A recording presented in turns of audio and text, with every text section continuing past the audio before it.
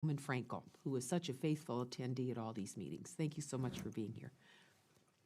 Thank you, Madam Chair.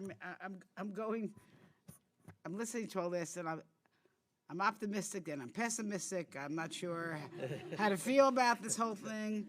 But thank you all for being here. Incidentally, I was a mayor also. I appreciate the mayor being here. So my first question is, what, if anything, do any of you think is the effect of our leaving the Paris Agreement?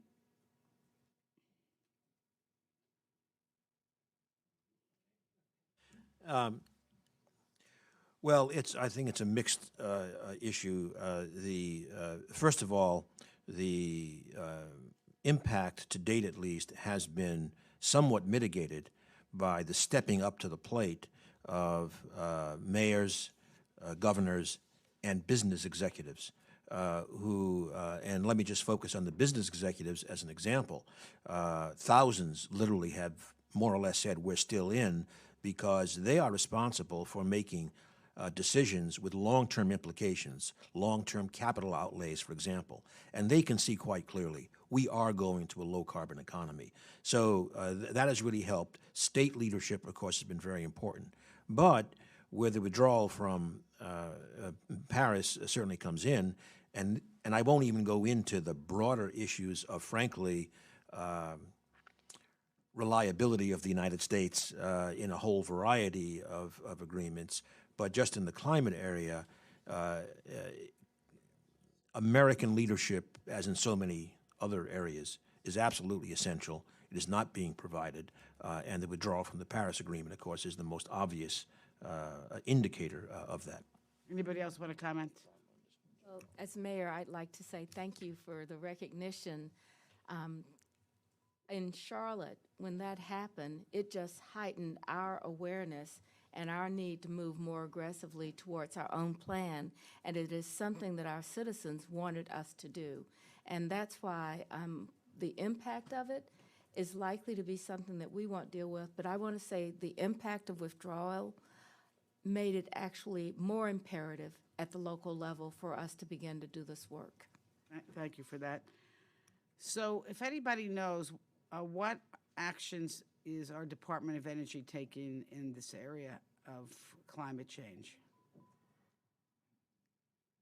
Yes, sir.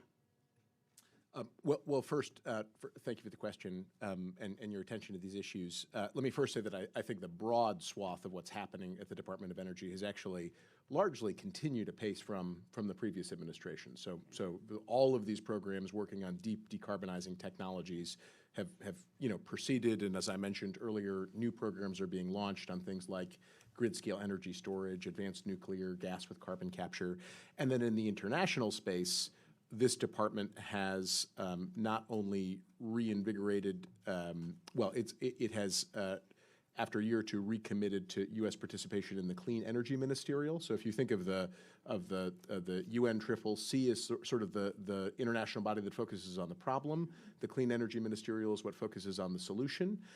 And this administration has argued for the launch of 2 new programs. I actually think one was launched under Secretary Moniz and has sort of really just gotten started, which is a focus on carbon capture at the Clean Energy Ministerial. And then this administration has launched an advanced nuclear focus at the Clean Energy Ministerial as well. So there is a continuing cooperation on deployment of clean energy technologies coming out of this department. That's very good to If know. I could add. Sorry. Oh, I'm sorry. May I add Yes, to that? please, of course. I mean, I agree with what Mr. Powell has said. Although on the international front, I do want to emphasize the Mission Innovation Initiative started, wherein there is the CCS, but there are other things that need to be followed up on. For example, Mexico took the initiative to host, along with the United States and Canada, a very interesting project looking at advanced materials production in a novel way. So that's going on. However, I have to say that there are other areas where we need to see perhaps the new secretary, if he is confirmed, pick up the pace and pick up the ball. For example, in the previous administration, the energy efficiency standards that would put forth in an accelerated way are a really big deal.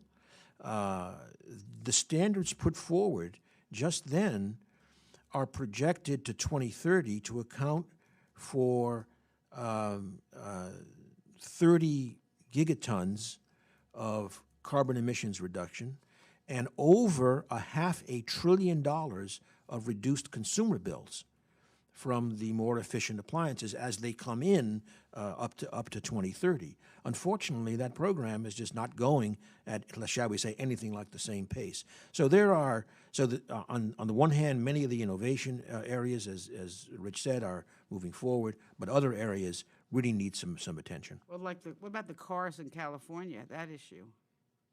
Well, and in our study, frankly, the biggest single impact that we found for California meeting its 2030 targets would be the existing CAFE standards for efficiency, especially of the light-duty fleet.